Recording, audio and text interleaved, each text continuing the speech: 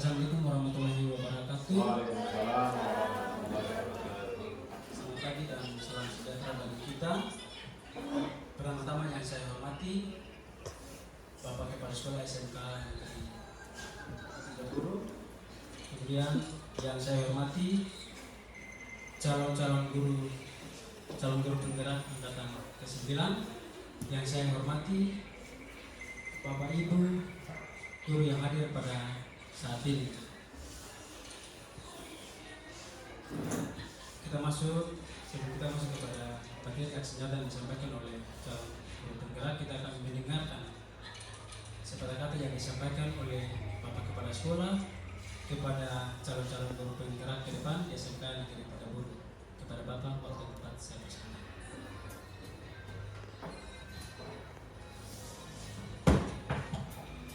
Ya, terima kasih. Assalamualaikum warahmatullahi wabarakatuh dan selamat siang. Salam sejahtera buat kita semua. Yang kita hormati Bapak Ibu para wakil kepala sekolah, Bapak Ibu para kapok dan wali kelas serta staf TU yang sempat hadir pada saat ini. Yang kita hargai dan kita hormati Ibu Anggi Alfiona sebagai calon guru penggerak angkatan 9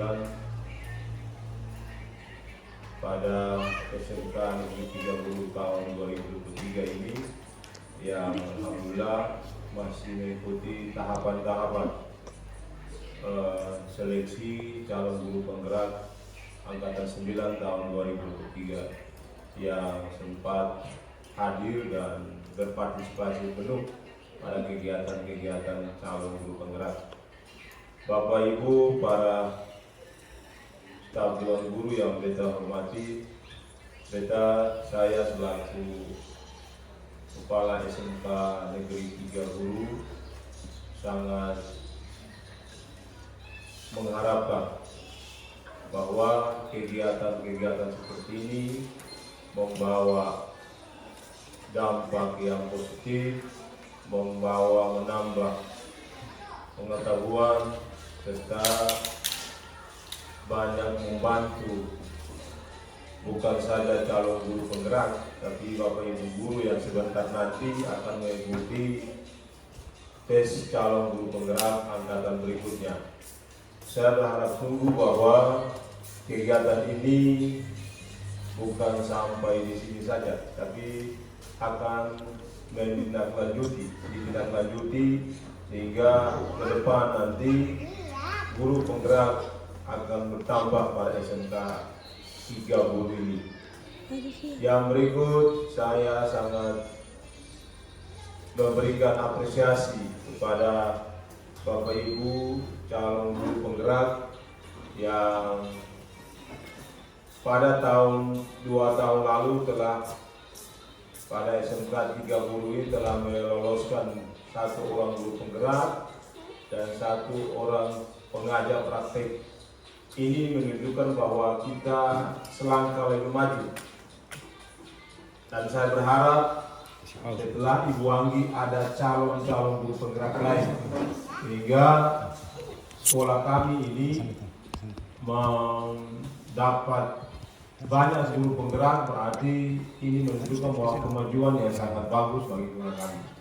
Harapan saya, marilah kita mengikuti Bapak Ibu yang berikutnya, calon guru penggerak yang berikutnya, supaya bisa menambah pengetahuan bagi kami, bagi Bapak Ibu yang belum mengikuti guru penggerak ini, dan kita sharing pengetahuan, sharing pengalaman, dan insya Allah mudah-mudahan bisa bermanfaat bagi anak didik kami pada SMK 3 Guru ini dan bagi kita semua.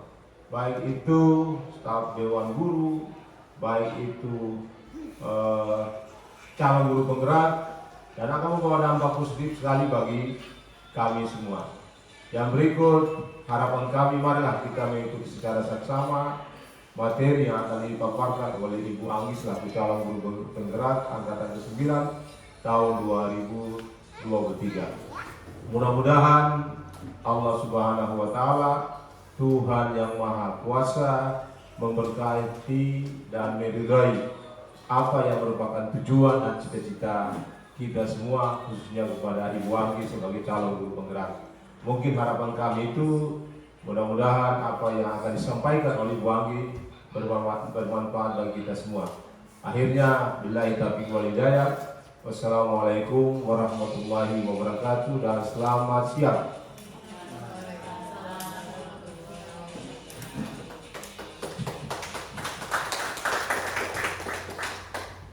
Ya, terima kasih atas penyampaian arahan yang disampaikan oleh Bapak Kepala Sekolah bagi kita semua di saat ini. Kita masuk kepada agenda selanjutnya, yaitu pemaparan materi aksi nyata dari modul 1.4 dengan tema menyebarkan pemahaman dan pengalaman penerapan budaya positif yang akan disampaikan oleh calon guru penggerak angkatan ke-9, yaitu Ibu Anggi Alfiona SPD Alfioni. Untuk itu, waktu dan tempat saya persilakan.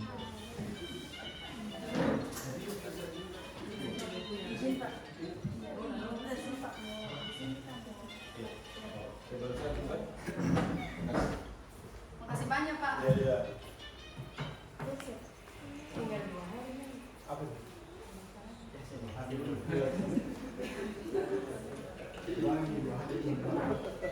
Saya mau banyak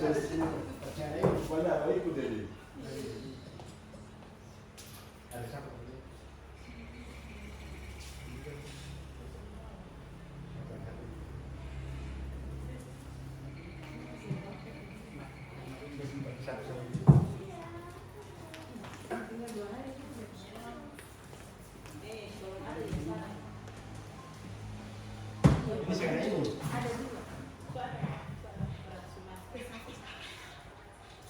Supaya JTK.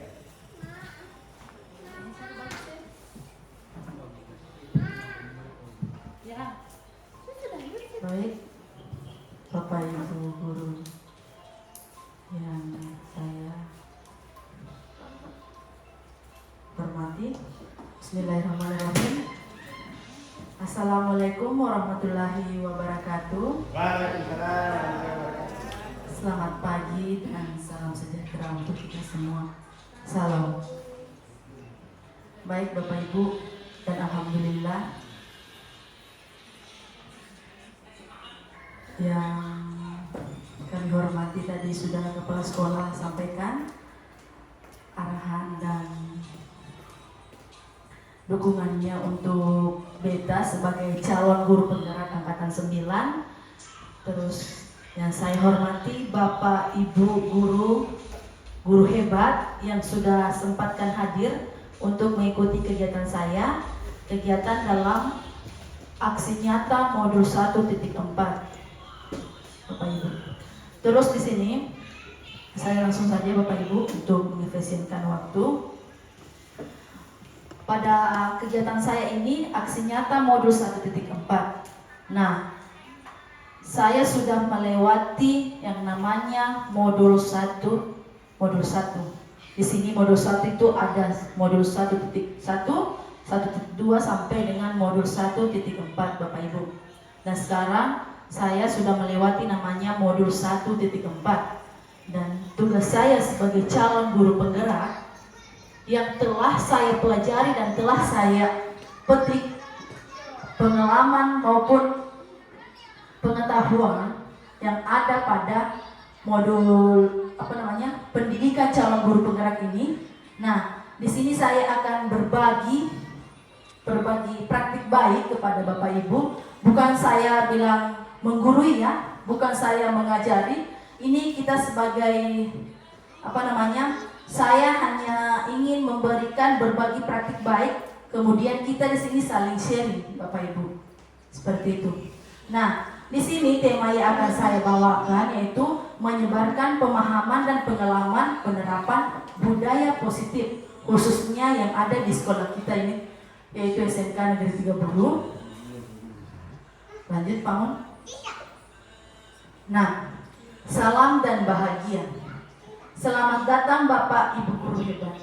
Marilah kita belajar bersama, tumbuh bersama, berkolaborasi, saling mendukung, dan berbagi demi mewujudkan disiplin positif atau budaya positif di sekolah kita tercinta, khususnya SMK Negeri 3 Burung. Nah, adapun agenda yang akan saya bawakan pada kegiatan pada hari ini, yaitu yang pertama pembukaan yang sudah dibuka oleh kepala sekolah langsung, dan yang kedua tujuan budaya positif di sekolah, ketiga pemahaman inti, keempat eksplorasi konsep, dan yang terakhir adalah refleksi. Ya, selanjutnya,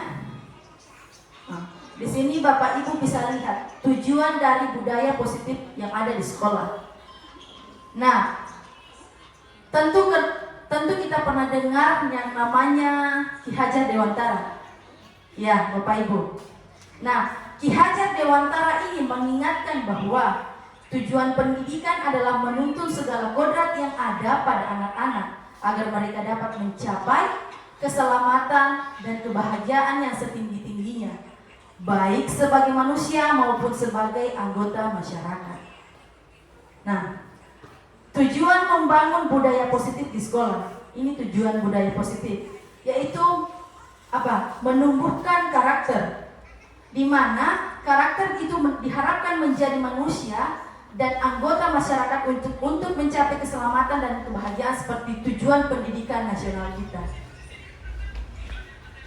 Adalah yang tercantum dalam profil pelajar Pancasila, yang mana diantaranya beriman dan bertakwa kepada Tuhan Yang Maha Esa dan berakhlak mulia, kreatif, gotong royong, berkebinekaan global, bernalar kritis dan mandiri. Lanjut. Nah, Bapak Ibu semua, di sini saya sudah sediakan pertanyaan pemantik. Nah, di sini Bapak Ibu apakah setuju atau tidak setuju? Di sini ada pertanyaannya. Yang pertama, hukuman dapat mendisiplinkan anak. Coba Bapak Ibu, hukuman dapat mendisiplinkan anak. Setuju atau tidak? Setuju atau tidak? Tidak. Tidak. Ada yang bilang setuju? Ada yang bilang setuju? Tidak ya? Yang kedua, pemberian hukuman dengan hal yang positif seperti membaca atau membersihkan halaman sekolah dapat meningkatkan kedisiplinan anak. Setuju atau tidak? Setuju. Ya, setuju. Yang terakhir, memberi penghargaan dapat meningkatkan motivasi belajar anak. Ya? Sangat setuju.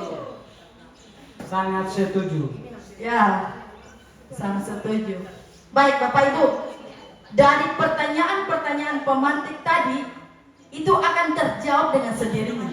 Ya, mari kita lihat. Lanjut Pak. Ya. Eksplorasi konsep. Kita sudah menuju ke kegiatan yang ketiga tadi. Yang keempat, eksplorasi konsep. Nah, di sini ada pembelajaran 2.1, disiplin positif dan nilai-nilai kebajikan universal. Lanjut Pak. Nah, sekarang Bapak Ibu coba perhatikan kegiatan kepalan tangan.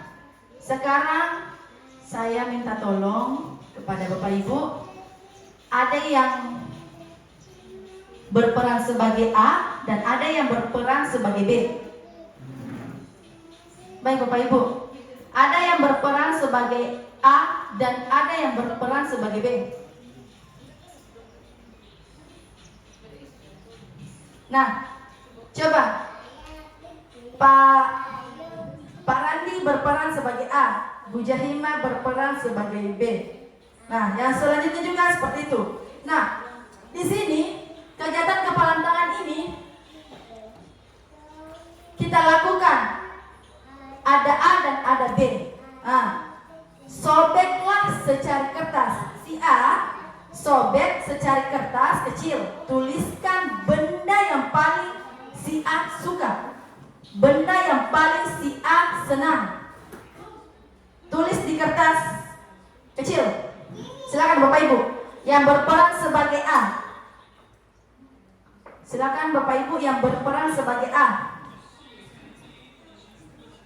Nah, di sampingnya kan ada. Bapak Ibu di samping adalah ada yang berperan sebagai A dan ada yang berperan sebagai B. Nah, si A sobek secari kertas kecil, tuliskan benda yang paling si A senangi, si A suka. Sudah? Nah, setelah itu letakkan di salah satu tangan Anda dan genggam benda itu.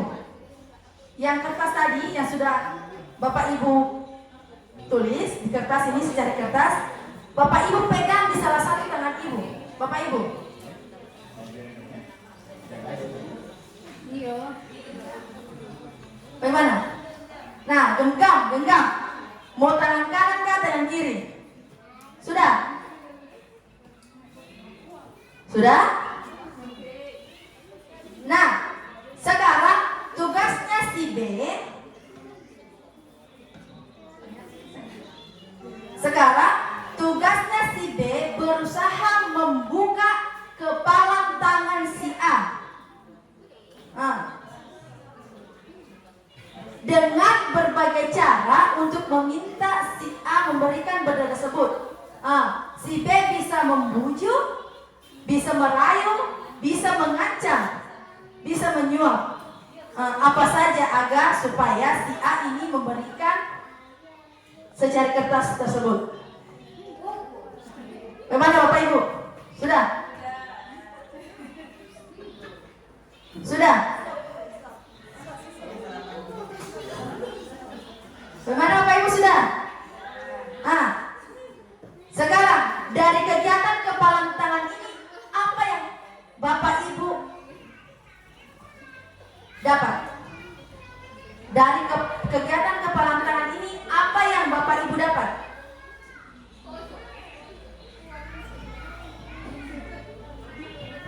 Coba dari sini. Dari kegiatan kepalan tangan tadi kan ada si A berperan sebagai yang memegang ada sesuatu nih. Yang dipegang supaya bagaimana caranya si A ini bisa mempertahankannya secara kertas tadi yang dipegang, dan si B berusaha untuk mendapatkan si cari kertas ini, kertas tadi. Dengan cara apapun, bisa menyuap, bisa merayu, bisa bahkan bisa mengancam. Bagaimana Bapak Ibu? Sudah? Apa yang Bapak Ibu dapatkan dari kegiatan tersebut?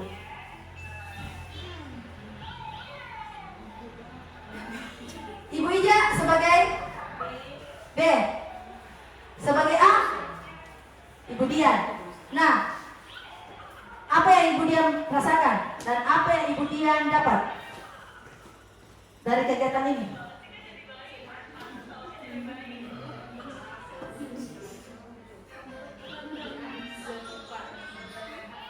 Ayo.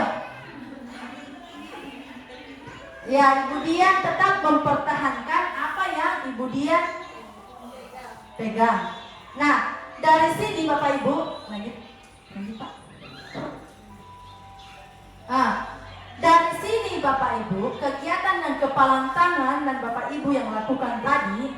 Nah, si A tadi, Ibu Dian, sudah berusaha sekuat tenaga mempertahankan apa yang Ibu Dian pegang, sampai Ibu Ija tidak dapat melihat yang Ibu Dian pegang. Artinya kita tidak bisa mengontrol si A. Betul tidak Bapak Ibu? Iya, yang bisa mengontrol si A ini adalah dirinya sendiri. Jadi perubahan paradigma dari teori kontrol atau teori pilihan, ilusi guru mengontrol murid. Jadi Bapak Ibu, kita sebagai guru itu tidak bisa mengontrol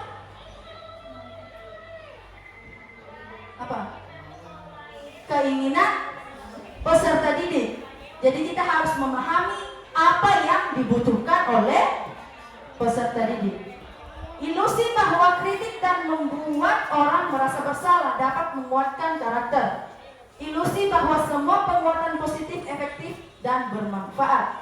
Ilusi bahwa orang dewasa memiliki hak untuk memaksa. Jadi guru ini sebuah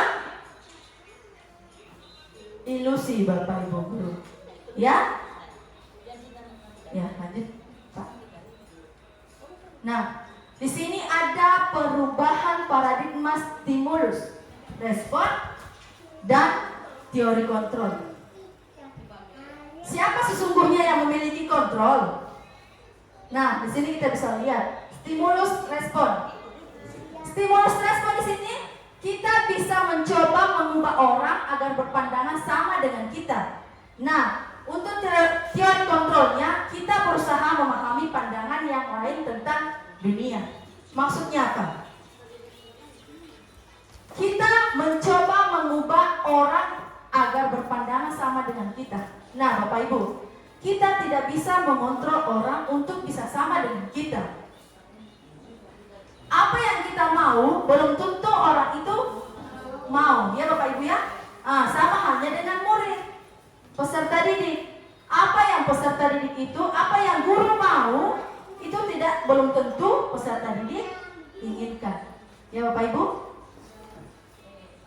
Dan kita harus berusaha memahami pandangan orang lain tentang dunia.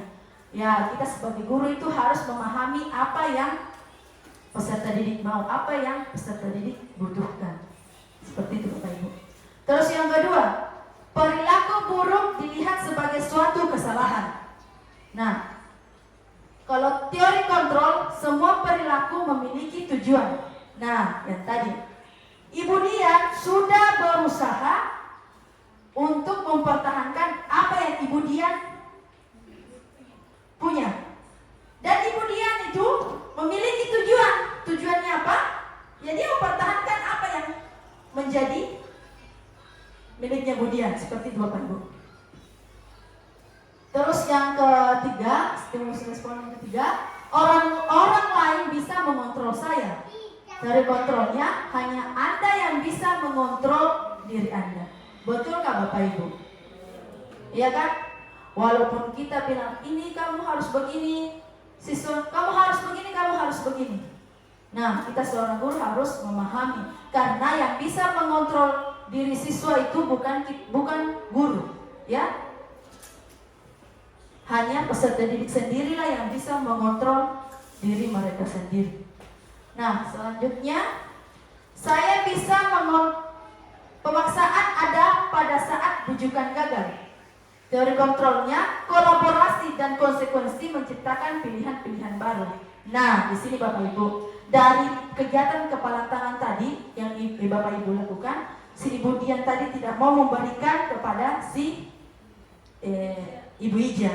Walaupun Ibu Ija sudah merayu, sudah apa, itu mungkin strateginya Bu Ija kurang tepat, ya. Mungkin strateginya Bu Ija kurang tepat, jadi Bu Ija bisa mengambil strategi lain, ya Ibu Ija, supaya Ibu Dian ini bisa membuka kepala tangan tadi. Seperti halnya kita dengan guru dengan peserta didik, ya. Seperti itu. Kita harus berkolaborasi, menciptakan pilihan-pilihan baru. Kita harus memberikan strategi baru atau metode baru sehingga peserta didik itu bisa menerima apa yang kita berikan. Seperti itu Bapak Ibu. Nah, selanjutnya model berpikir menang atau kalah.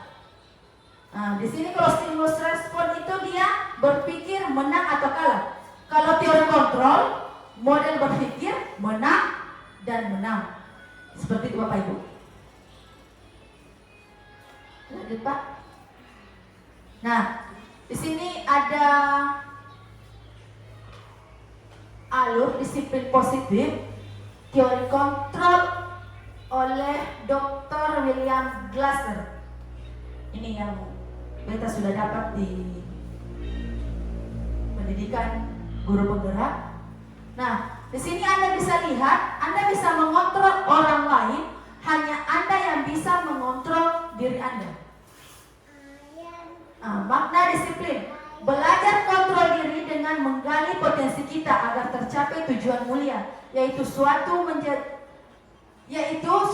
menjadi seseorang yang kita inginkan berdasarkan nilai-nilai yang kita hargai, Bapak Ibu.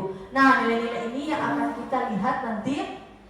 Semua perilaku itu memiliki tujuan, Bapak Ibu. Terus teori motivasi. Teori motivasi ini ada dua. Teori motivasi intrinsik dan motivasi intrinsik. Nah, teori motivasi intrinsik ini yang selalu kita kerjakan, yang selalu kita lakukan, Bapak Ibu. Yang pertama untuk menghindari hukuman, kedua untuk mendapatkan imbalan. Nah, di sini ketika peserta didik kita terlambat, takut datang terlambat, ataukah takut tidak mengerjakan tugas, karena itu dia takut apa, Bapak Ibu?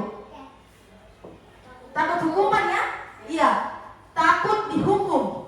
Makanya peserta didik kita ini ada tidak mau terlambat, ada yang selalu mengerjakan PR karena takut dihukum. Dan yang kedua, untuk mendapatkan imbalan.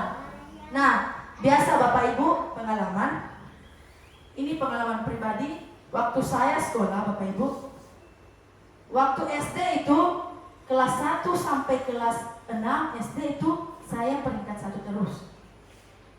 Karena apa? Orang tua saya iming-iming saya hadiah. Iya, Bapak Ibu. Nanti kalau kamu berhenti 1, mami belikan ini, belikan ini, belikan ini. Itu saya termotivasi. Sampai kelas 6 SD saya selalu ranking 1. Nah, Bapak Ibu, ketika saya SMP, mulailah saya tidak mendapatkan peringkat. Perasaannya bagaimana, Bapak Ibu? Saya kecewa. Karena mungkin kemampuan saya pada saat SMP tidak bisa. Saya kecewa, saya marah karena tidak diberikan hadiah oleh orang tua saya. Ya, makanya Bapak Ibu, kalau kita boleh saja kita memberikan imbalan ataukah hadiah ataukah apresiasi semacam apa kepada peserta didik itu, tapi tidak boleh terlalu keseringan, karena peserta didik ini dia akan terbiasa dengan hal seperti itu. Ya Bapak Ibu, nanti akan kita lihat perbedaannya seperti apa. Nah, kita lanjut.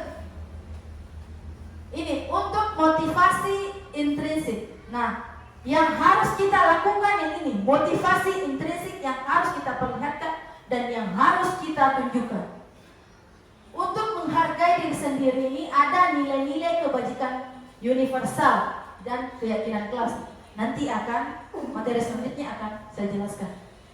Terus ada model berpikir menang-menang, kolaborasi dan konsensus menciptakan pilihan-pilihan baru yang sudah tadi saya jelaskan. Seterusnya ada 5 posisi kontrol. 5 posisi kontrol ini pernah Ibu lakukan. Apakah Ibu sebagai penghukum, pembuat rasa bersalah? Apakah Ibu sebagai Bapak Ibu sebagai teman, Bapak Ibu sebagai pemantau, ataukah sebagai manajer? Nah, selanjutnya segitiga restitusi. Nah, segitiga restitusi ini nanti saya akan perlihatkan contoh segitiga restitusi yang pernah saya buat aksi nyata sebelumnya. Yang pertama itu menstabilkan identitas. Segitiga restitusi ini untuk bagaimana Ibu? Untuk memecahkan masalah yang ada di sekitar kita, khususnya di sekolah ya.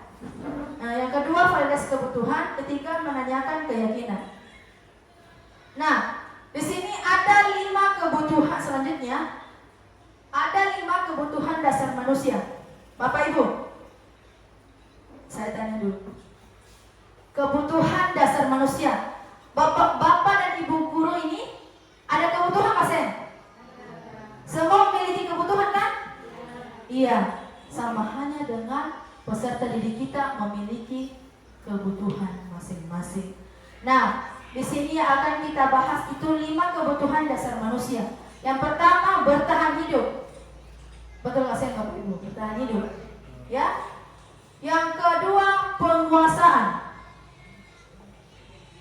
Yang ketiga, kasih sayang dan rasa ingin diterima. Ya. Terus yang keempat, kesenangan, dan yang kelima, kebebasan. Ya, kita lanjut. Nah. Apakah makna disiplin? Nah, di sini ada bahasa Latin disiplina yang artinya belajar. Makna dari kata ini berkonotasi dengan disiplin diri dari murid-murid Socrates dan Plato. Nah, disiplin diri membuat orang menggali potensinya menuju sebuah tujuan apa yang dihargai. Nah, sebetulnya Bapak Ibu, kalau kita mendengar kata disiplin berarti kita harus apa? Pasti ada hukumannya. Kalau tidak disiplin, dihukum. Nah, namun dalam budaya kita, makna kata disiplin telah berubah menjadi sesuatu yang dilakukan seseorang pada orang lain untuk mendapatkan kepatuhan. Betulkah tidak, Bapak Ibu? Kamu harus datang ke sekolah jam segini. Kamu harus pakai sepatu warna hitam. Dan bla bla sebagainya. Nah, kecenderungan umum adalah menghubungkan kata disiplin dengan ketidaknyamanan. Betul atau tidak, Bapak Ibu? Iya. Bukan dengan apa yang kita hargai atau pencapaian suatu tujuan mulia. Nah, tadi saya sudah bahas nilai-nilai kebajikan universal. Nah, nilai-nilai kebajikan adalah sifat-sifat positif manusia yang merupakan tujuan mulia yang ingin dicapai setiap individu. Nilai-nilai tersebut bersifat universal dan lintas bahasa, suku, dan agama maupun latar belakang. Nah, di sini kita bisa lihat dari William Glasser ini pada teori kontrol tahun 1984, setiap perilaku atau perbuatan memiliki suatu tujuan. Betulkah tidak, Ibu? Bapak Ibu? Iya, karena kita makan saja tujuannya untuk apa?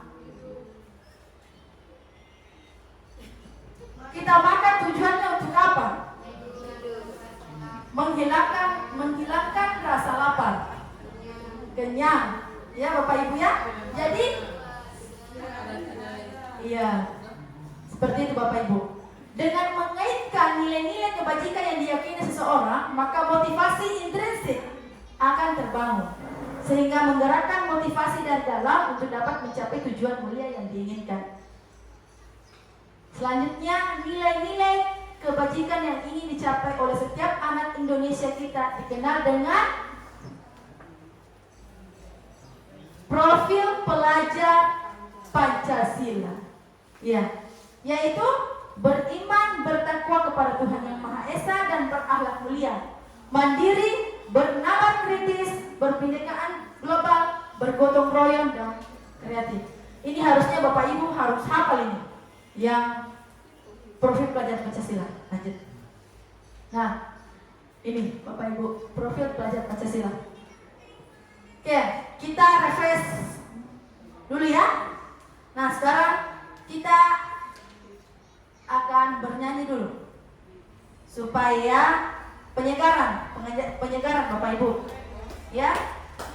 Saya ada lagu tentang profil pelajar Pancasila. Nanti ini bisa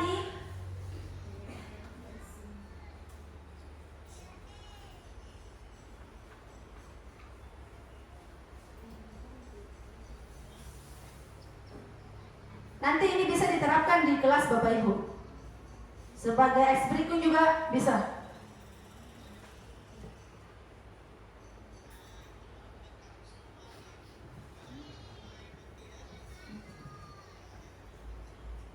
Nah, kita bernyanyi bersama-sama ya.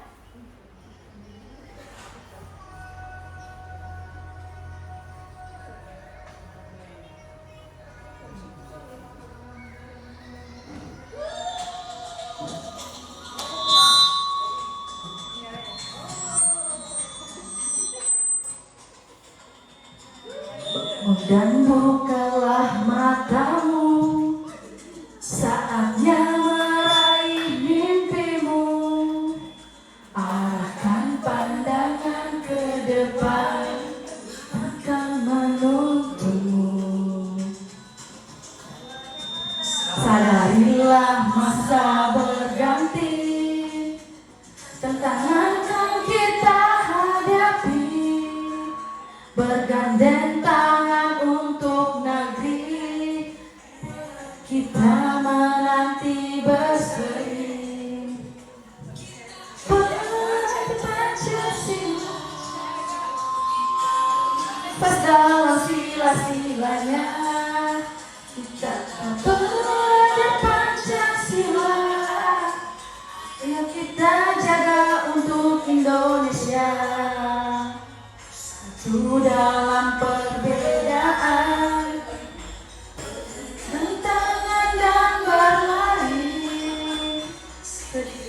egomu oh kawan, negeri ini generasi emas.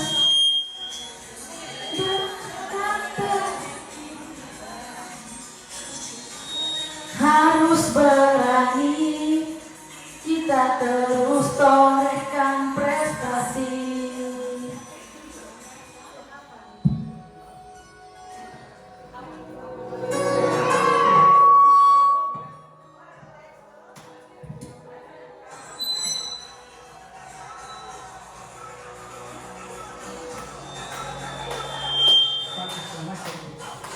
Kita belajar Pancasila,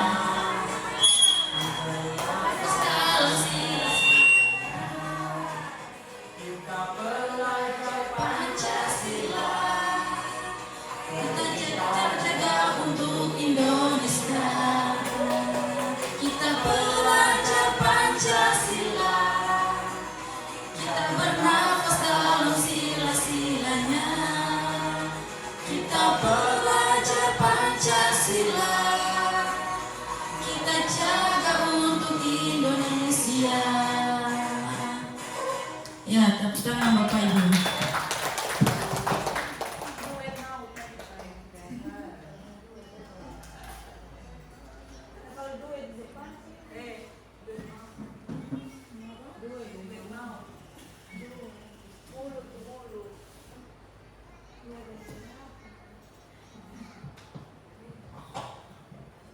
Oke, kita lanjut.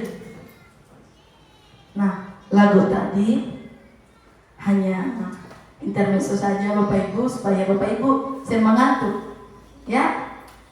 Dan nyata tadi saya perhatikan Ibu Sarima ada ikut goyang-goyang tangan dan menyanyi. Itu artinya Bapak Ibu memperhatikan, ya. Lanjut. Nah, kita lanjut Bapak Ibu. Pembelajaran 2.2,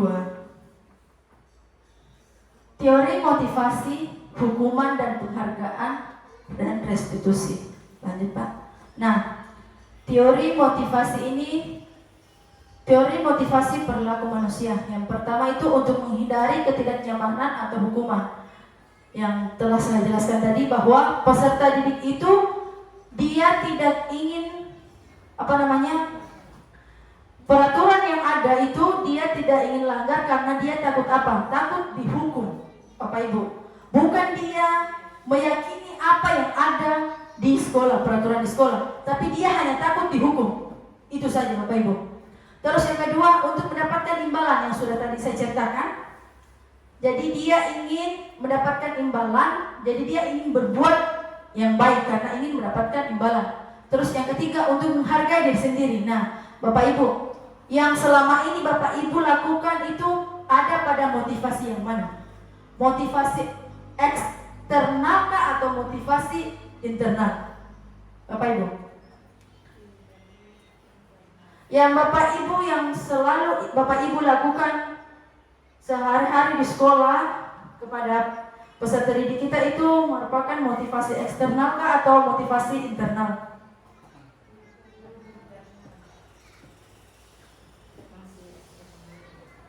Iya, Bapak Ibu. Kalau kita melihat di sekeliling kita itu, masih memiliki sekolah kita ini masih mempunyai motivasi eksternal Bapak Ibu.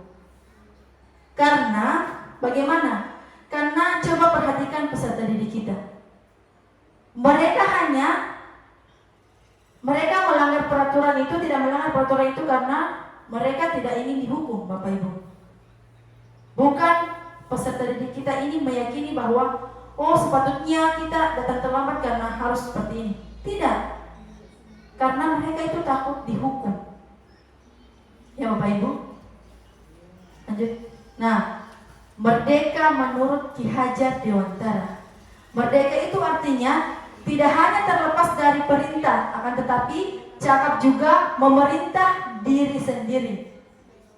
Ini pemikiran Ki Hajar Dewantara tentang pemikiran, konsepsi, keteladanan, sikap merdeka dan lanjut Pak Men. Nah, dihukum oleh penghargaan.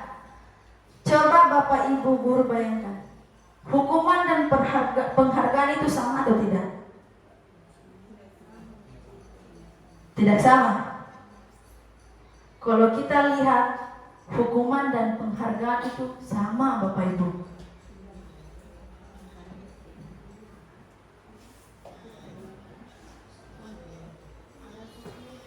Alasannya kenapa? Karena di hukum itu bahwa penghargaan berlaku sama dengan hukuman.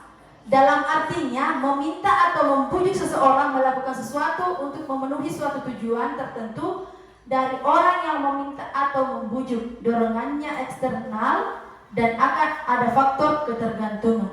Nah, dampaknya seperti apa? Pengaruh jangka pendek dan jangka panjang. Nah, ketika Bapak Ibu menghukum peserta didik kita jerah atau tidak? Jerah.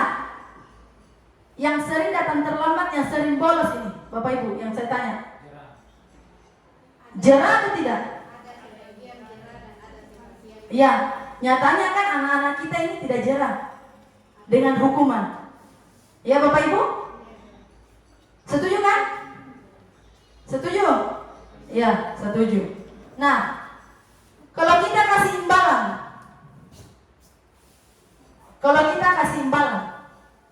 kasih hadiah, bagaimana Bapak Ibu?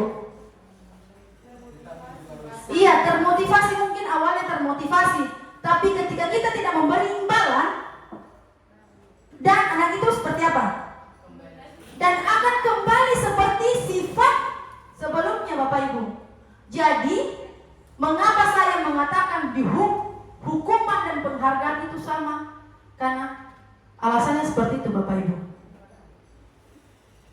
Nah, mungkin tahun lalu juga, 2 tahun lalu ya Ibu Jahima sudah memberikan materi ini, dan mungkin saya lanjutkan saja sedikit. Nah, ini pengaruhnya jangka pendek dan jangka panjangnya ada Bapak Ibu. Jerah atau tidak jerah ini anak-anak bagaimana? Contohnya yang kasus yang kemarin-kemarin ini, kita tahu bahwa di SMK Negeri 3 guru ini selalu ada yang namanya tindak kekerasan, bullying, Bapak Ibu. Benar tidak Bapak Ibu? Benar tidak Bapak Ibu? Iya kan? Kasus yang kemarin hanya kasus sepele saja. Peserta didik kita ini sampai berkelahi, sampai mau baku bunuh, Bapak Ibu. Nah, disinilah kita sebagai guru-guru hebat semua dan melihat kondisi yang ada di sekolah kita ini supaya bisa meminimalisir yang namanya aksi bullying, ya, Bapak Ibu, seperti itu. Terus penghargaan hukuman. Penghargaan mengurangi ketepatan, penghargaan tidak efektif, penghargaan merusak hubungan. Penghargaan merusak hubungan ini seperti apa Bapak Ibu?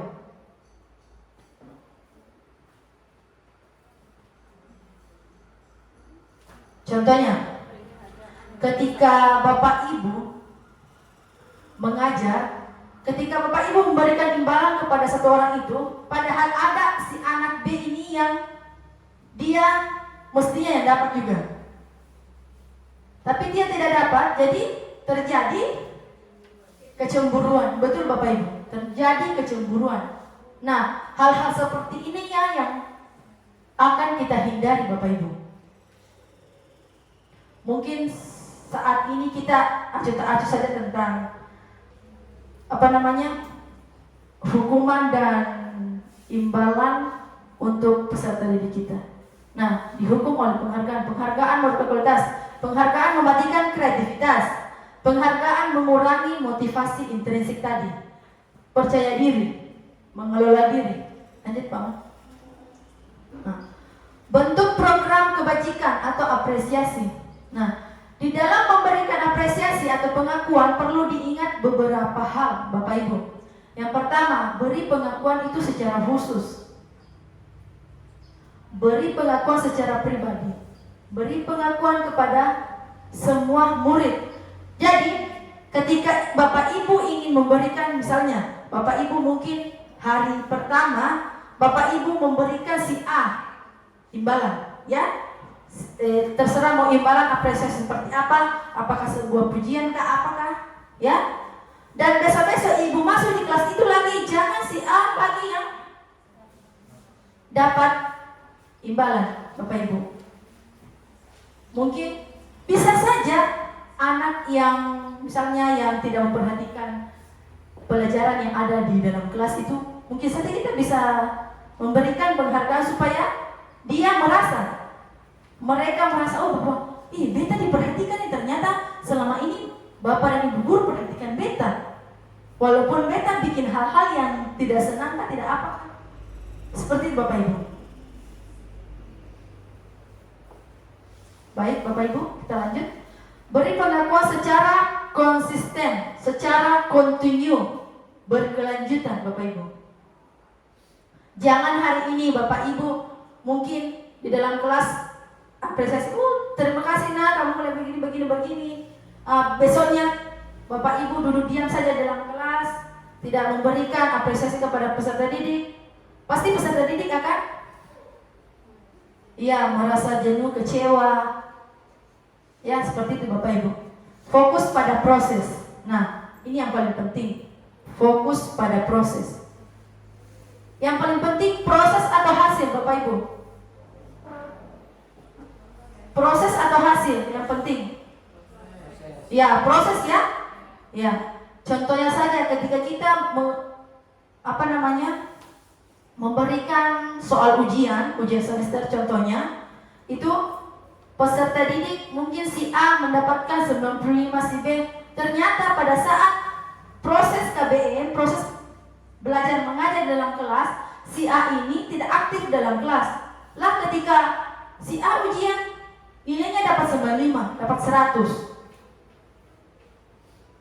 Ya, mungkin dari ujiannya itu mungkin dia menyontek atau apakah. Jadi yang Bapak Ibu harus lihat itu adalah prosesnya, bukan hasilnya. Seperti itu Bapak Ibu. Nah, oke lanjut. Contoh pengakuan atau apresiasi kebajikan. Nah, pembuka. Kemarin saya perhatikan nilai kebajikannya, rasa empatimu besar sekali. Situasinya pada saat menolong murid baru di kelas kita. Saya menghargai kepedulianmu pada saat kamu membantu teman-temanmu di tugas kelompok. Terima kasih untuk rasa tanggung jawabmu pada saat kamu memungut kertas-kertas yang berserakan di lantai. Nah, kata-kata dan pengakuan seperti inilah yang harus kita berikan kepada peserta didik kita. Nah, di sini ada tugas perbedaan hukuman antara hukuman dengan konsekuensi. Nah, beta minta tolong kepada Bapak Ibu semua bisa melihat, bisa memberikan jawaban apakah pernyataan di atas, beberapa pernyataan di atas merupakan hukuman atau konsekuensi. Nah, yang pertama, mencatat 100 kali di dalam buku kalimat, saya tidak akan terlambat lagi karena terlambat ke sekolah. Hukuman atau konsekuensi, Bapak Ibu?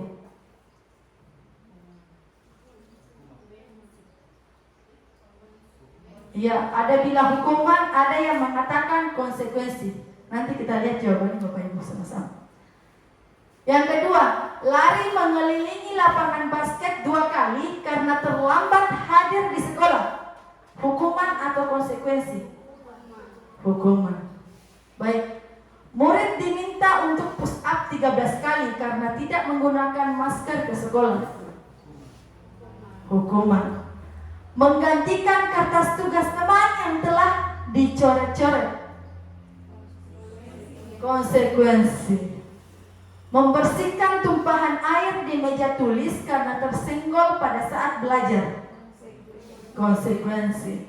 Murid disuruh untuk mengenakan sepatu seharian murid disuruh untuk tidak mengenakan ya harusnya. Murid disuruh untuk tidak mengenakan sepatu seharian, tidak mengenakan Bapak Ibu. Murid disuruh untuk tidak mengenakan sepatu seharian di sekolah karena tidak mengenakan sepatu hitam. Hukuman. Lari mengelilingi lapangan basket 2 kali karena terlambat 10 menit untuk pelajaran PJOK. Hukuman atau konsekuensi? Ya, ada bilang hukuman, ada yang mengatakan konsekuensi. Mari kita lihat jawabannya. Nah, ini Bapak Ibu. Mencatat 100 kali dalam buku kalimat itu saya tidak akan terlambat lagi karena terlambat ke sekolah itu merupakan hukuman Bapak Ibu. Nah, perbedaan dari kata lari mengelilingi lapangan basket 2 kali. Nah, di bawah juga lari mengelilingi lapangan basket 2 kali. Kenapa di atas merupakan hukuman dan di bawah merupakan konsekuensi? Alasannya apa Bapak Ibu? Nah, sama-sama terlambat. Lari mengelilingi lapangan basket 2 kali karena terlambat hadir. Di bawah juga terlambat hadir. Kok konsekuensi? Yang di atas hukuman. Alasannya apa?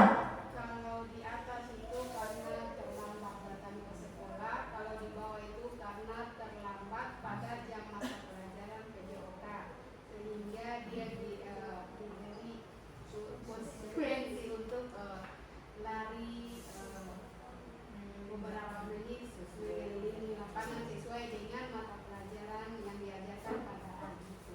Ya, tepuk tangan dulu untuk Ibu Sarima. Ya, terima kasih banyak atas jawabannya Ibu. Ya, tepat sekali ya. Karena di atas itu terlambat hadir ke sekolah. Nah, di bawah ini terlambat 10 menit pelajaran PJOK. Tadi perbedaannya apa? Karena pelajaran PJOK kan olahraga memang. Ya? Berarti Pak Mon ini ada guru olahraga. Ketika Pak Mon ada peserta didik yang masuk yang terlambat 10 menit, Pak Mon berhukuman apa?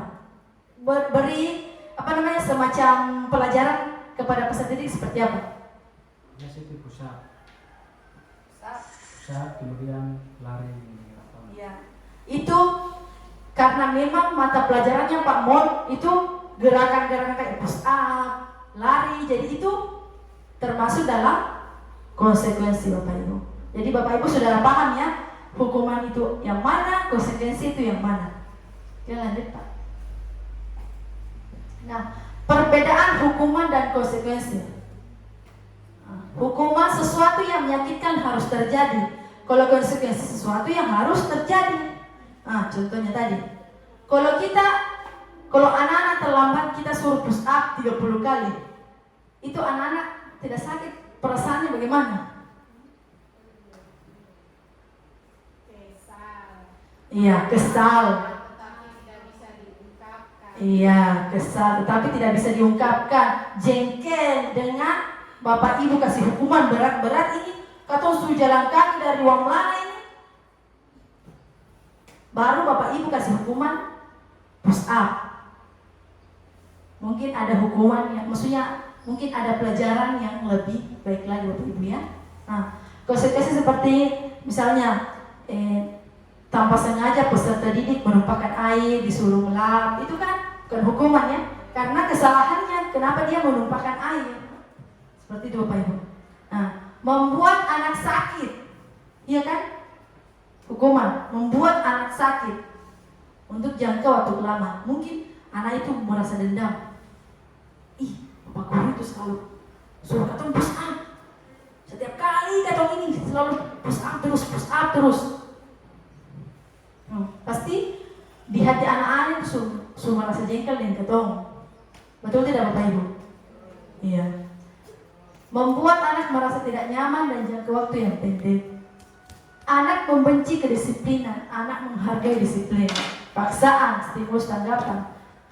Mendorong anak menyakiti diri sendiri. Nah, konsekuensi mendorong anak agar mudah menyesuaikan diri.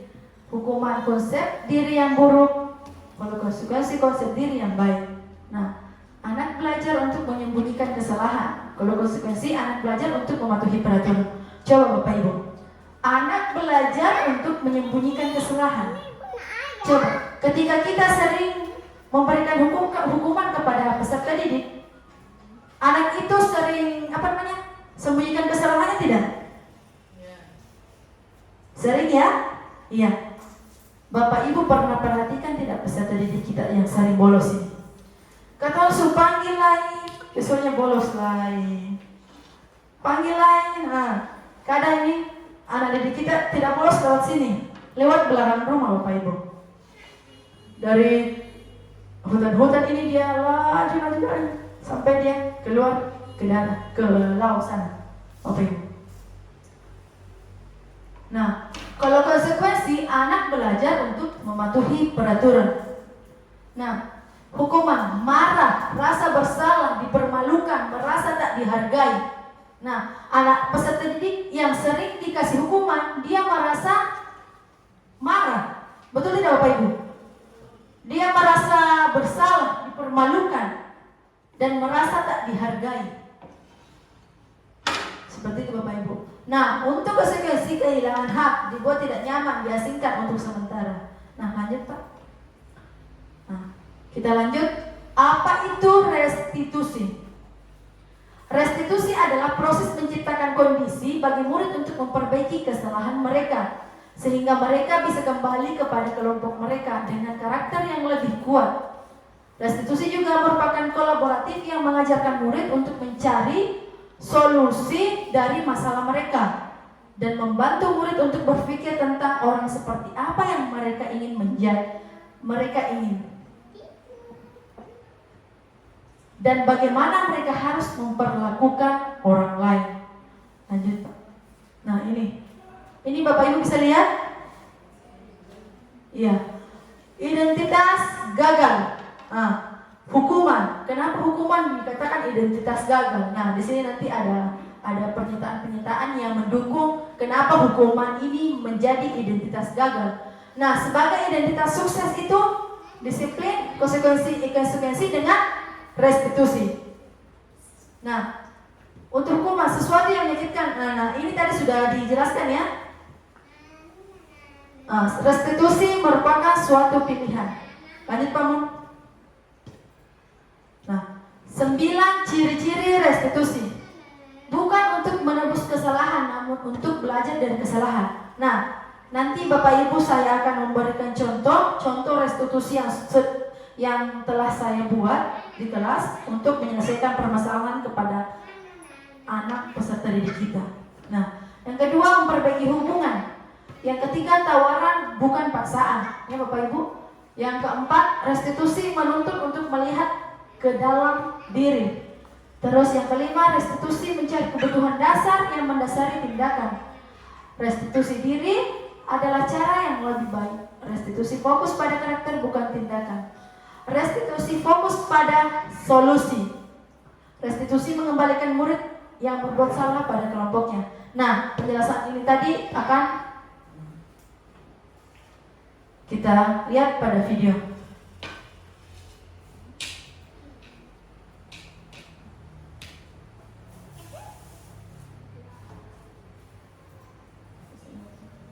Nah, Bapak Ibu, ini ada kasus kemarin kemarin di kelas.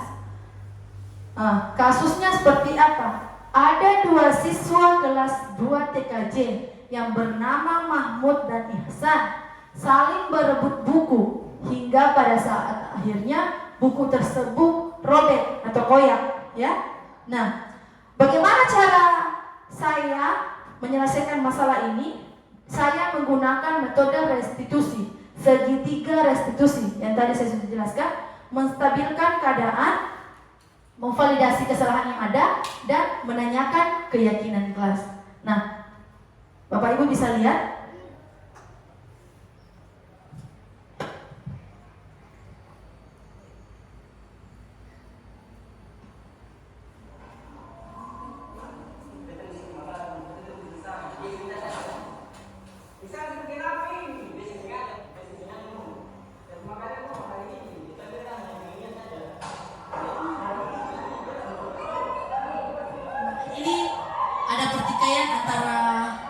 siswa yang tadi bertengkar masalah makalah.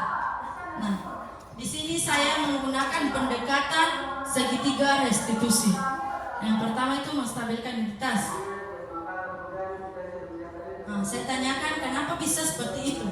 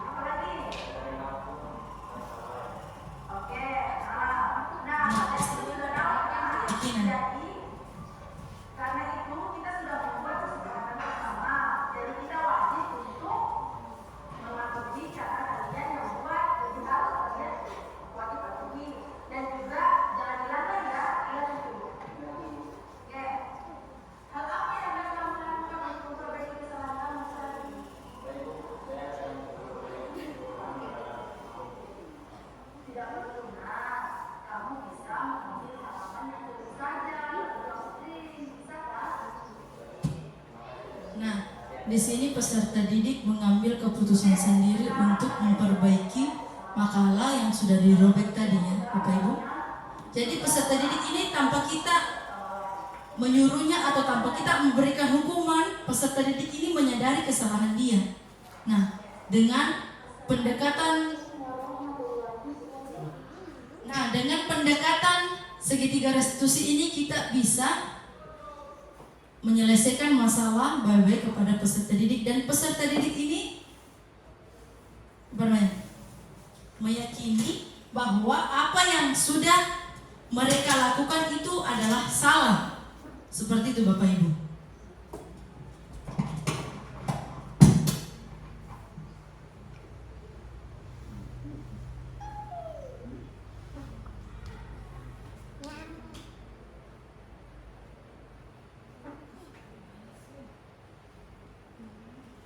Nah, kita lanjut. Tadi pada segitiga restitusi kita sudah lihat bagaimana cara kita menstabilkan identitas peserta didik dari masalah mereka, terus memvalidasi kesalahan yang ada, terus menanyakan keyakinan. Nah, kita lanjut ke keyakinan kelas.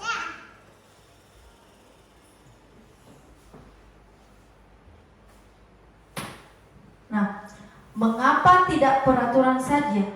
Mengapa harus keyakinan kelas, Bapak Ibu? Kenapa harus peraturan? Kenapa bukan keyakinan kelas? Yang wali-wali kelas, kalau di dalam kelas itu Bapak Ibu kan sebelum awal-awal masuk ini, Bapak Ibu membuat peraturan kelas di dalam kelas kan? Iya. Bapak Ibu membuat apa dalam kelas? Peraturan kelas. Peraturan kelas. Ya? Nah, selama ini kan kita hanya membuat peraturan kelas. Nah, di sini pertanyaannya, mengapa tidak peraturan saja? Mengapa harus keyakinan kelas sih? Nah, yang pertama, mengapa kita memiliki peraturan harus menggunakan helm? Mengapa kita memiliki peraturan harus menggunakan helm bila mengendarai kendaraan roda 2? Nilai apa yang ada?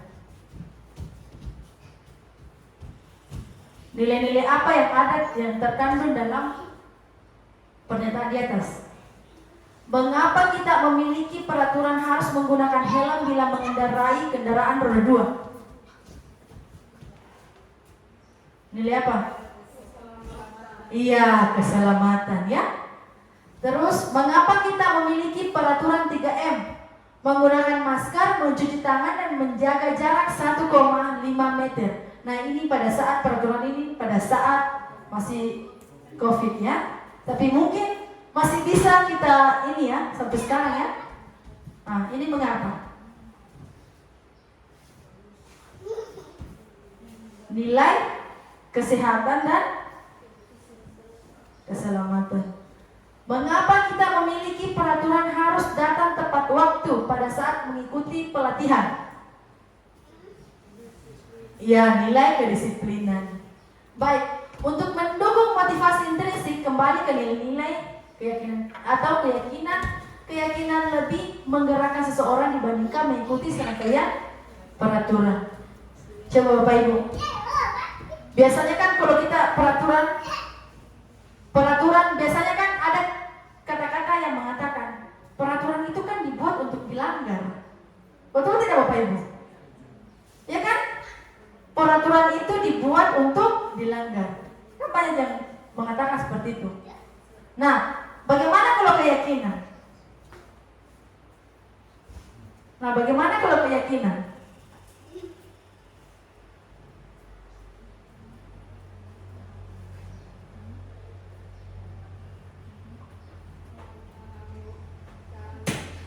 Iya, Ibu Sarima. Kalau peraturan itu mungkin hanya sebatas tulisan, tetapi kalau keyakinan itu benar-benar muncul dari dalam diri kita, sehingga apa yang sudah kita yakin ketika kita langgar, kita tahu bahwa oh itu salah. Iya, betul sekali. Tepuk tangan untuk Ibu Sarima. Iya. Calon guru penggerak angkatan 11. Amin. Nah, tadi peraturan itu hanya ditulis di dalam kelas. Oh, peserta didiknya, oh kita dilarang pakai baju ini, kita dilarang begini. Datang terlambat. Nah, kalau keyakinan itu sudah ada tertanam dalam diri kita, sehingga ketika kita melanggar, oh saya salah, apa yang saya perbuat ini salah. Seharusnya keyakinan ini melanggar keyakinan kelas yang sudah ada. Seperti itu Bapak Ibu. Nah, lanjut. Peraturan kelas, keyakinan kelas, lingkungan positif, budaya positif. Di sini Bapak Ibu, kita ada di posisi lingkaran yang mana, Bapak Ibu? Kita ada di posisi lingkaran mana? Yang warna ungu adalah peraturan kelas, hijau keyakinan kelas, kuning lingkungan positif, coklat budaya positif. Kita kira-kira kalau di lingkungan sekolah kita ini, khususnya SMK Negeri 3 Buruk, kita masih berada di posisi yang mana Bapak Ibu?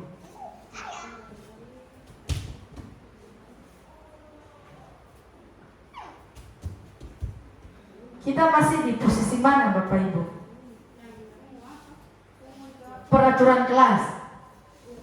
Iya, kita masih di peraturan kelas Bapak Ibu. Nah, bagaimana caranya, bagaimana tugas kita Bapak Ibu guru semua, sehingga kita di lingkungan sekolah kita ini bisa berada dalam lingkup budaya positif. Artinya bagaimana? Kayak seperti keterlambatan sudah tidak ada, sudah membudaya ya. Tapi di sini tidak, Bapak Ibu. Kayak pertengkaran itu kan sudah membudaya. Jadi itu kan hal-hal yang negatif itu kita harus hilangkan, Bapak Ibu. Seperti itu. Lanjut.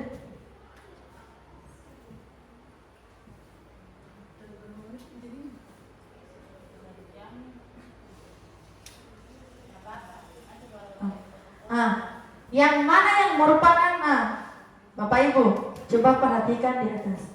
Yang mana yang merupakan keyakinan kelas dan mengapa? Di sebelah kiri ada kesepakatan kelas, datang tepat waktu mengucapkan salam, menjaga kebersihan sekolah, berdoa sebelum dan sesudah kegiatan, aktif dalam pembelajaran, tertib.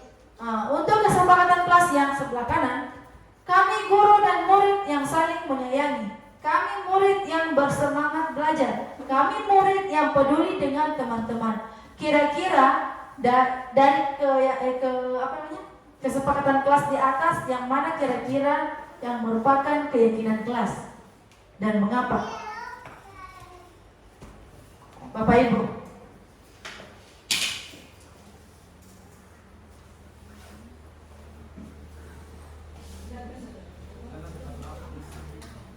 Yang mana merupakan keyakinan kelas? Sebelah kiri kah, sebelah kanan, Bapak Ibu? Yang ini kah atau yang ini? Kita main tebak-tebakan ini. Yang ini yang merupakan keyakinan kelas, yang kiri kah atau yang kanan? Tebak saja, Bapak Ibu.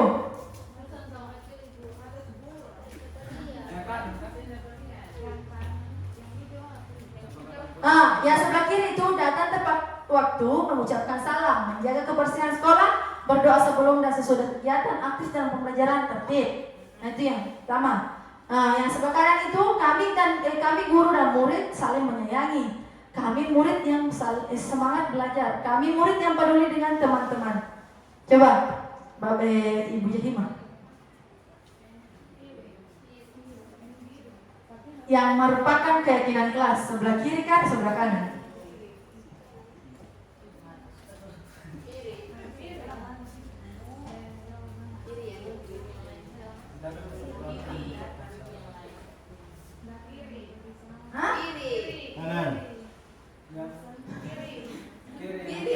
Kanan, kiri peraturan. Mana Pak Mat? Sebelah kanan. Sebelah kanan. Ya, keyakinan kelas. Yang kami guru dan murid saling menyayangi. Ya. Iya. Bagaimana? Bapak Ibu setuju? Setuju. Alasannya apa? Ibu Ija, alasannya apa? Alasannya apa? Karena datang tepat waktu. Datang tepat waktu mengucapkan salam.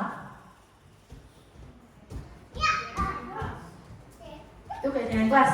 Kalau Bapak Guru, Pak Mat, alasannya?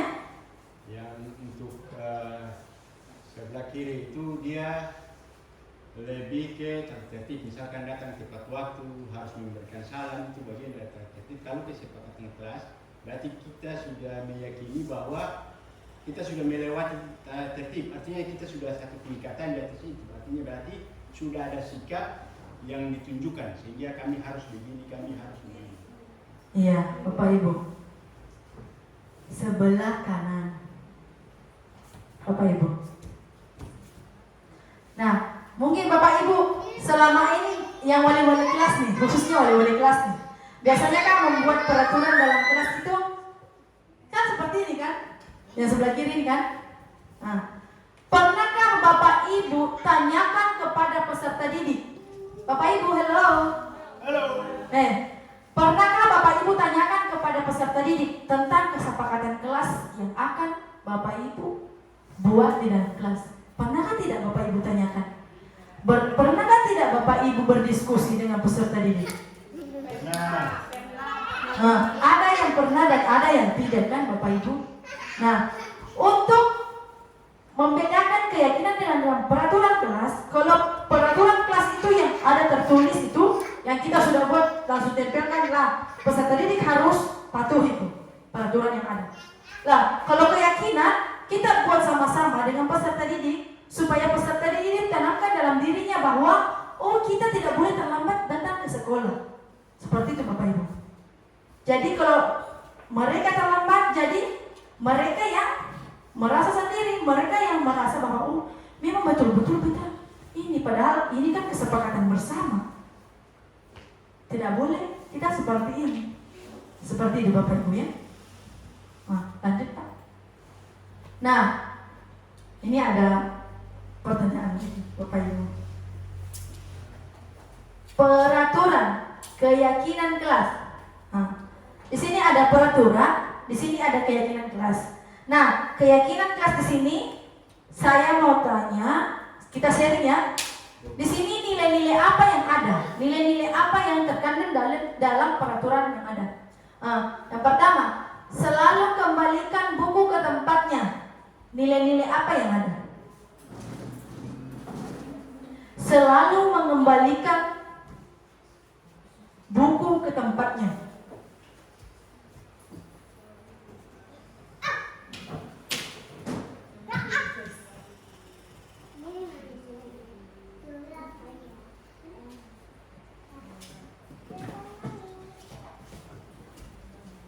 Nilai-nilai apa Bapak Ibu? Selalu kembalikan buku ke tempatnya. Nilai-nilai kan tadi saya sudah jelaskan, nilai-nilai kebajikan universal. Itu ada beberapa nilai-nilai disiplin, keselamatan, kesehatan, tanggung jawab, mandiri dan sebagainya. Nah, kalau selalu kembalikan buku ke tempatnya itu nilai apa, Bapak Ibu? Disiplin, tanggung jawab, ketaatan. Terus yang kedua, dilarang mengganggu orang lain. Dilarang mengganggu orang lain. Nilai apa? Disiplin, menghormati orang lain. Menghormati orang lain, menghargai. Hadir di sekolah 15 menit sebelum pembelajaran dimulai. Iya, disiplin, tanggung jawab ya. Dilarang melakukan kekerasan.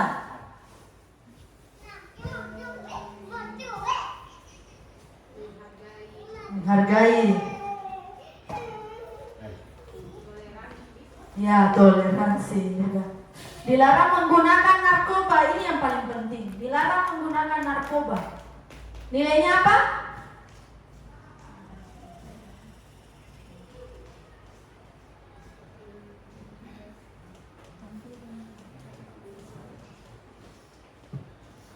Sangat berbahaya. Keselamatan, kesehatan, ya. Bergantian atau menunggu giliran. Berarti budaya nilainya budaya antri, saling menghargai, toleran. Gunakan masker. Jangan berlari di kelas atau koridor.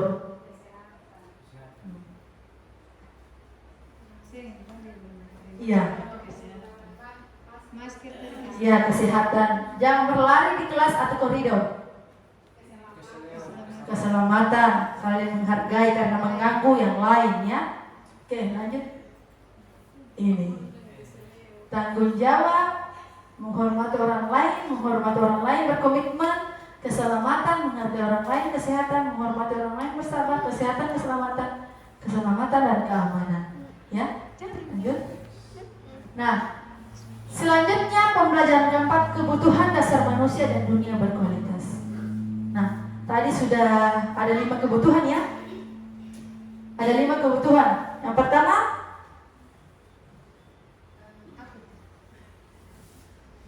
ibu, kebutuhannya ibu itu apa? Keselamatan, bertahan hidup, kesenangan. Apa lagi? Ya, masing-masing punya kebutuhan dasar ya. Lanjut.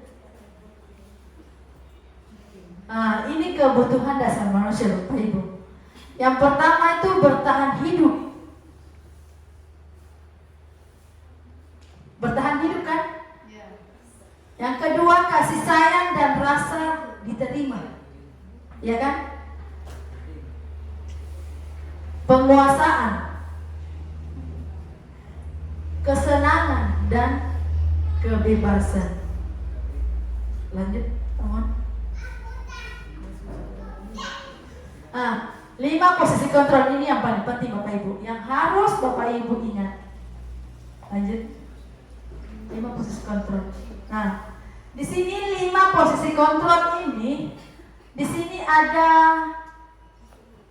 guru sebagai penghukum, guru sebagai pembuat rasa bersalah, guru sebagai teman, guru sebagai pemantau, guru sebagai manajer. Nah, biasanya Bapak Ibu di sini posisi kontrolnya yang sekarang Bapak Ibu lakukan itu ada pada posisi kontrol apa? Untuk peserta didik.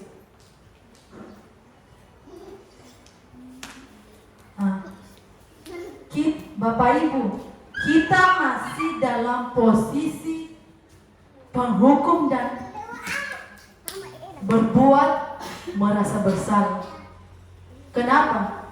Nah, di sini guru berbuat menghardik, menunjuk, mewakili, menyakiti, menyindir.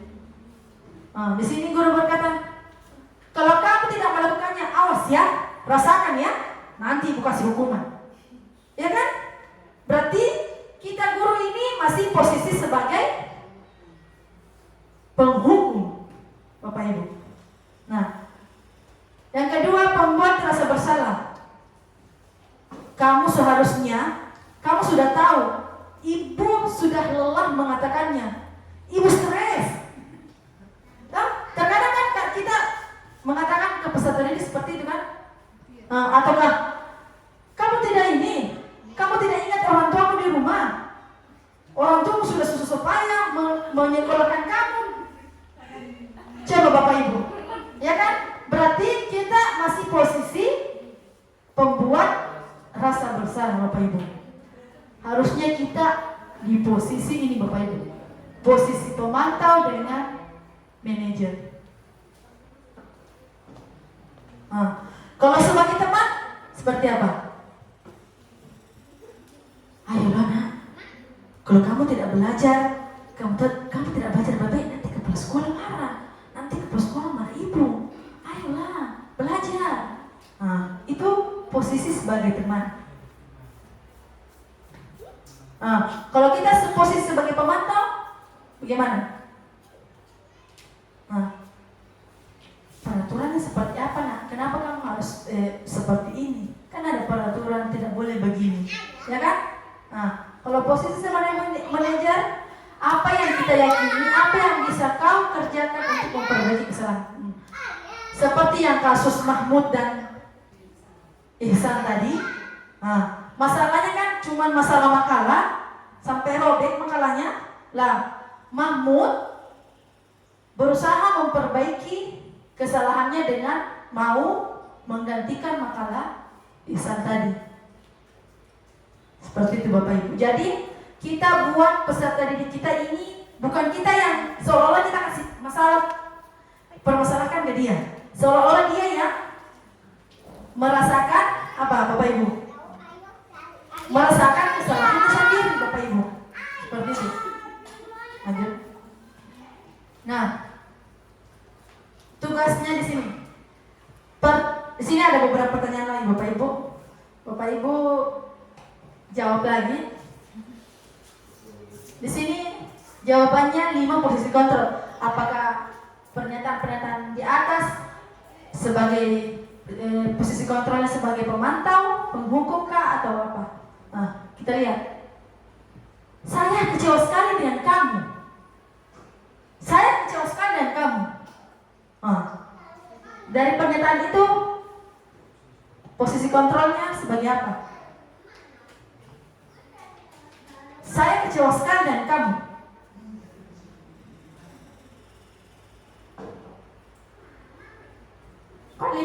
5 posisi kontrol itu penghukum, pembuat merasa bersalah, teman, apa lagi? Pemantau, manajer. Nah, saya kecewa sekali dengan kamu. Pembuat rasa bersalah. Yang kedua, kamu tidak pernah benar melakukannya. Penghukum. Ayolah, lakukan demi Bapak Ibu guru. Teman. Apakah kamu mau mendapatkan stiker bintang hari ini? Manajer. Bagaimana kamu menyelesaikan masalah ini? Manajer. Kamu selalu yang paling terakhir. Kalau ada pekerjaan tugas, kamu yang paling terakhir. Penghukum. Nah, kita lihat jawabannya. Ini dia. Pembuat merasa bersalah sudah betul. Penghukum, teman, pemantau, manajer, penghukum. Nah, Bapak Ibu, sepatutnya kita sebagai fasilitator. Nah, Bapak Ibu ini semua fasilitator. Fasilitator untuk siapa? Untuk peserta didik kita yang ada di sini, ya. Jadi kita jangan semena-mena kita harus memberikan hukuman kepada peserta didik kita. Jadi kita harus menanyakan dulu alasannya apa. Seperti itu Bapak Ibu. Lanjut. Nah, bergerak antara. Nah, di sini saya sudah ini tadi peraturan pemantau konsekuensi ada hadiah. Nilai manajer memperbaikinya. Lanjut. Segitiga restitusi. Lanjut. Tadi ada video kan, segitiga restitusi, menstabilkan identitas, validasi kebutuhan, menanyakan keyakinan. Jadi kita lanjut saja Pak. Oke. Di sini guru berkata, berbuat salah itu manusiawi. Ini kan menstabilkan identitas nih. Ketika ada peserta didik kita yang berbuat salah, harusnya kita berkata, berbuat salah itu hal yang manusiawi. Tidak ada manusia yang sempurna. Bapak Ibu juga pernah buat salah. Kita pasti bisa menyelesaikan permasalahan ini. Bapak Ibu tidak tertarik untuk mencari tahu siapa yang salah di sini. Penyelesaiannya, kalau kamu menyalahkan dirimu sendiri terus-menerus, apakah kamu bersikap baik pada dirimu sendiri? Nah, harusnya Bapak Ibu kita tanyakan dulu kepada peserta didik, menstabilkan identitas dulu. Lanjut. Nah, yang kedua validasi tindakan. Kamu bisa saja kan, kayak tadi kasusnya Mahmud dan Ihsan.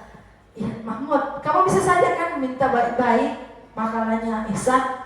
Jangan memaksa sehingga makalahnya Ihsan kan sampai robek. Nih, apa yang penting bagi kamu? Apa boleh tetap berusaha menjaga sikap itu? Apakah kamu bisa melakukan dengan baik setelah kamu merobek makalah Ihsan? Lanjut. Ini menanyakan keyakinan. Apa nilai yang setelah peserta didik melakukan kesalahan, Bapak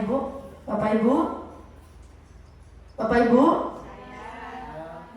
Ya, setelah peserta didik melakukan kesalahan, kita tidak boleh langsung menghukum. Kita lalu memberikan pendekatan yang namanya segitiga restitusi ya.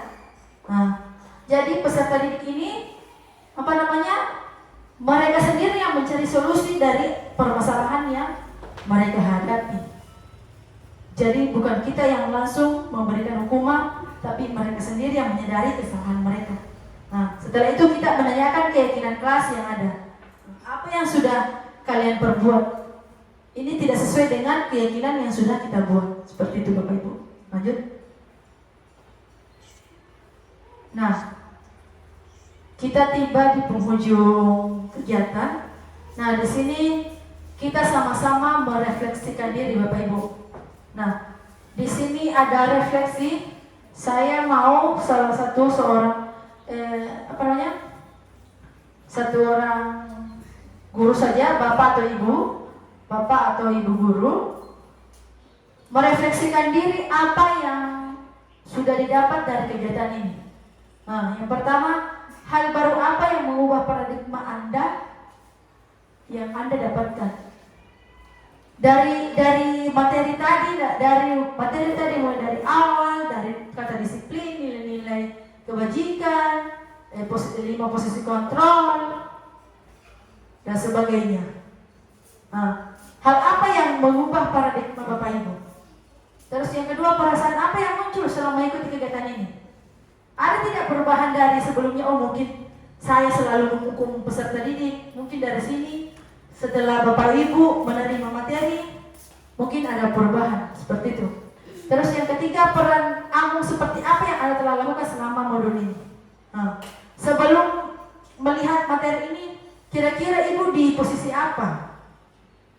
Sebagai apa? Pemantau kah? Sebagai manajer kah? Sebagai pembuat rasa bersalah atau penghukum? Nah, yang keempat, Anda akan menjadi Amung yang seperti apa? Apakah mau tetap jadi penghukum ataukah mau menjadi manajer? Seperti itu Bapak Ibu. Saya minta kesediaan satu orang untuk merefleksikan diri.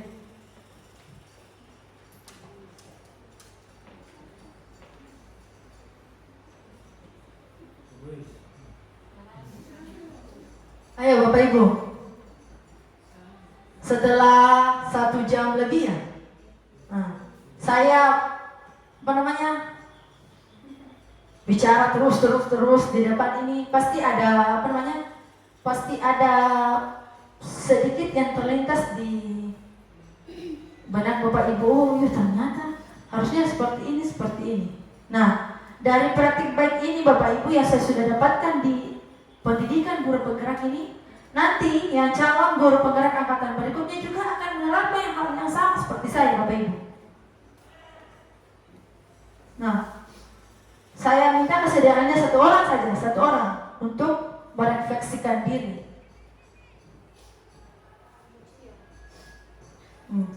Merefleksikan diri, situasi sekolah kita seperti apa, harusnya kita begini. Bu Sarima.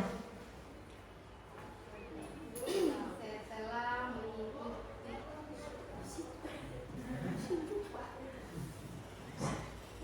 Mari Bu, supaya materinya jadi. Ya, Ibu Sarima. Silakan Ibu.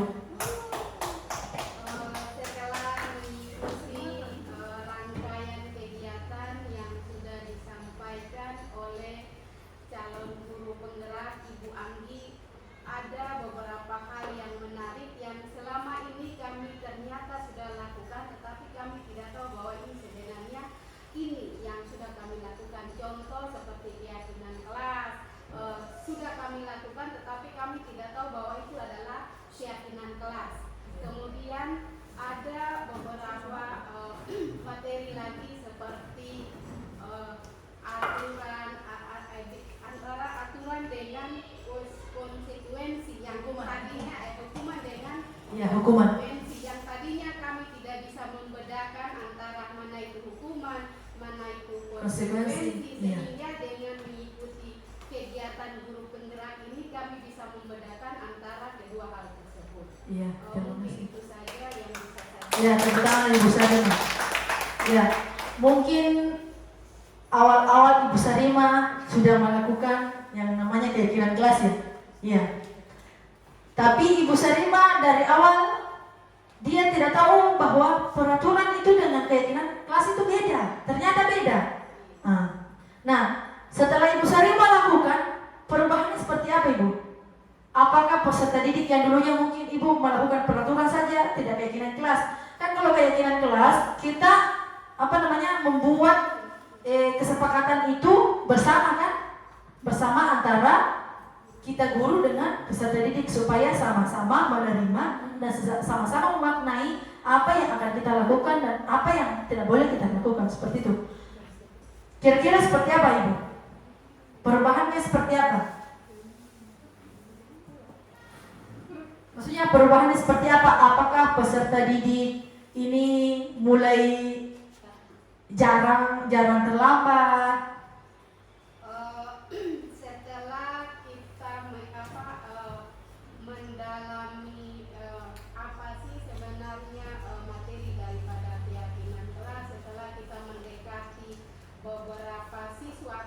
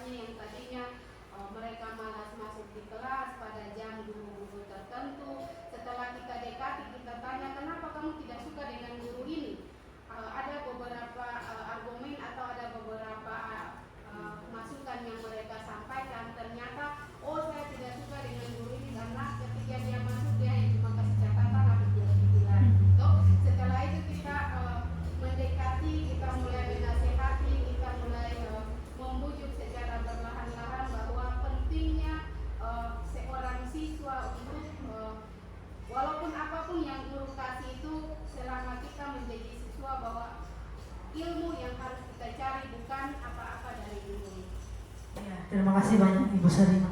Ya, aplaus dulu untuk Ibu Sarima.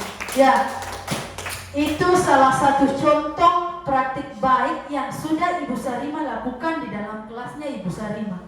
Yang tadinya anaknya ini malas ke sekolah, ketika Ibu Sarima melakukan pendekatan-pendekatan melalui keyakinan kelas yang Ibu Sarima sepakati bersama anak-anak didik kita dalam kelas, khususnya di kelasnya Ibu Sarima itu, terjadi perubahan. Dari awalnya anak walinya Ibu Sarima mungkin ada 10 orang yang malas, mungkin sekarang sudah lebih banyak yang masuk kelas. Seperti itu Bapak Ibu. Jadi itu salah satu contoh praktik baik. Jadi saya rasa ketika kita memberikan budaya positif, memberikan kita sebagai guru memberikan pendekatan-pendekatan itu jangan bosan-bosan Bapak Ibu. Mungkin contohnya saja, mungkin selama ini ya ini kan sudah membudaya nih di sekolah kita ini yang namanya terlambat. Betul tidak Bapak Ibu? Jangankan peserta didik, kita saja Bapak Ibu belum sadar, dan bahkan saya Bapak Ibu. Nah, mulai sekarang bagaimana caranya kita budaya-budaya yang negatif tadi kita minimalkan, bahkan kita harus hilangkan. Seperti itu Bapak Ibu. Mulai dari diri kita sendiri. Seperti itu.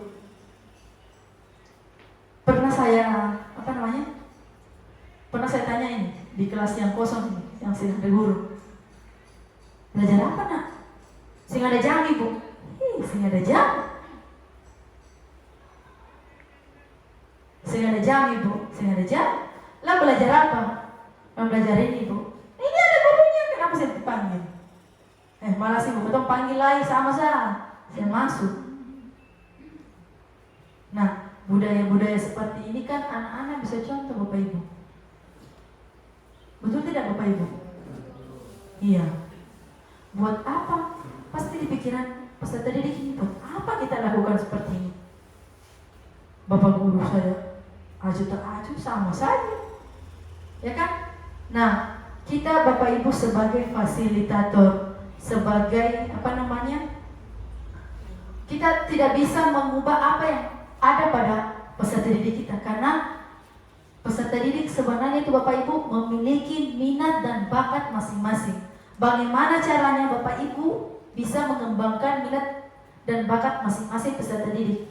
Nah, sebelum melakukan proses belajar pembelajaran itu, kita kan harusnya mengetahui dulu, oh si A harusnya seperti ini, oh si B, oh dia maunya ini, oh si C dia maunya ini. Jadi kita guru itu tidak boleh kita samaratakan peserta didik ini, si A ini sama dengan si B ini sama dengan si C. Tidak boleh Bapak Ibu. Karena mungkin dengan faktor lingkungan juga peserta didik itu berbeda. Mungkin daerah pegunungan berbeda, ya kan Pak Mon? Iya. Peserta didik yang lingkungannya di pesisiran, ya kan beda. Nah, jadi kita sebagai seorang guru itu pintar-pintar melihat situasi dan kondisi apa yang dibutuhkan dan apa kebutuhan dasar peserta didik kita. Seperti itu Bapak Ibu. Jadi memang sebenarnya guru ini pekerjaan yang sangat-sangat berjasa kalau buat saya. Seperti itu Bapak Ibu. Ada lagi yang mau merefleksikan diri? Satu lagi Bapak Ibu, yang saya refleksikan tentang 5 posisi kontrol. Sebelumnya Bapak Ibu posisi kontrolnya seperti apa, dan setelah melihat materi-materi yang tadi sudah disampaikan, Bapak Ibu mau posisi kontrolnya seperti apa? Satu orang, Bapak Ibu.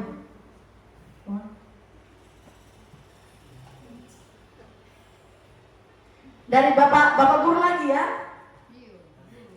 Pak Randi. Pak Mon.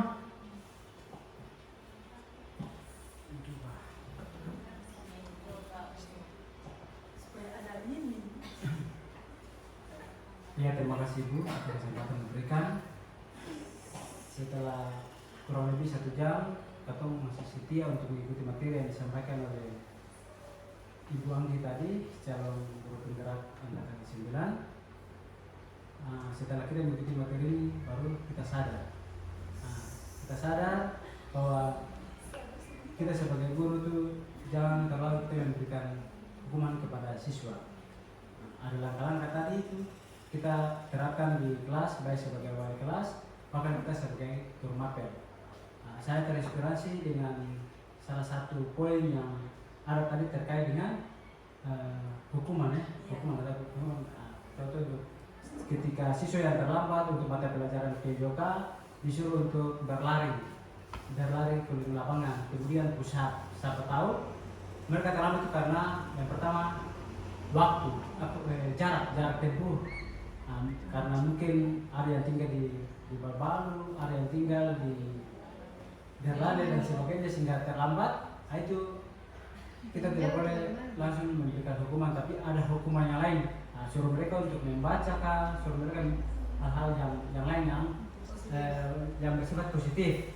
Setelah mengikuti materi ini, di situ baru saya sadar khususnya untuk saya sebagai guru PJOK supaya ke depan memberikan hal-hal positif yang baik kepada siswa.